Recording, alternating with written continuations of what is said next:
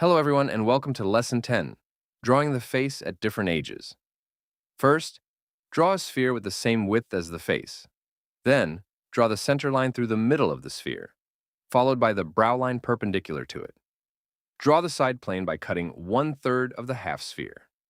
Using this same measurement, draw the nose line, the opposite side plane, and the hairline. I prepared a sphere with the Loomis construction already drawn on it.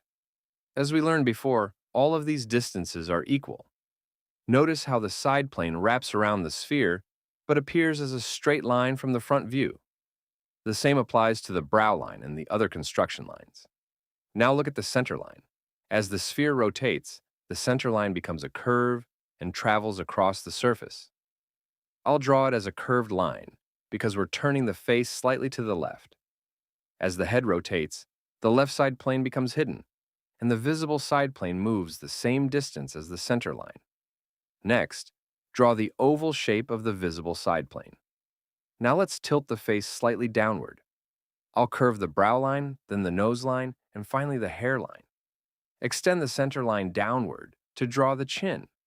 The distance from the nose to the chin is the same as the distance from the brow to the nose. Connect the chin to the sphere using tangent lines. The jaw begins from the line that divides the side of the sphere, just as shown on the Loomis head. Then, draw the chin line, slanting upward from the middle of the side plane. Now divide the distance between the brow and the nose into 3 equal parts. Draw the eye line on the upper third. The ear fits between the nose line and the brow line, extending back toward the side plane. After adding the jaw, trim away the side of the sphere. Now draw the nose mass. Its projection is determined from the brow line. Then define the underside of the nose from that projection and adjust the width of the nose according to the width of the face. From the tip of the nose, draw an angled line toward the eye line to establish the side plane and the top plane of the nose. Tilt the line that comes from the forehead toward the eye, because the forehead sits on a higher plane than the eye socket. Divide the jaw length into 2 equal halves. Then divide the upper half into 2 more equal parts. This helps determine the distance between the nose and the mouth. The width of the mouth is based proportionally on the width of the nose. Now, draw the nose inside the nose mass. At this age, the nostrils appear relatively small, but as a person grows older, they become larger. Next, draw the eyes. Here we are drawing a 28-year-old face.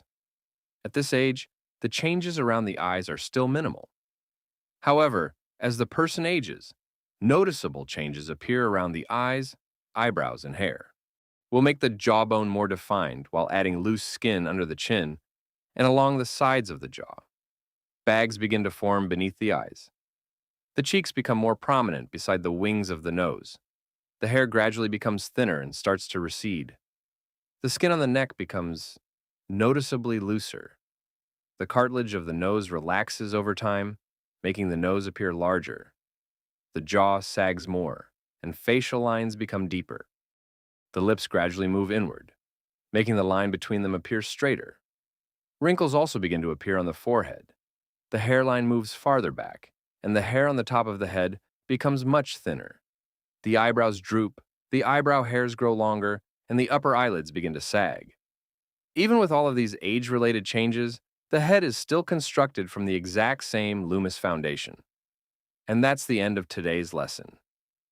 Don't forget to leave a comment, and I'll see you in the next lesson.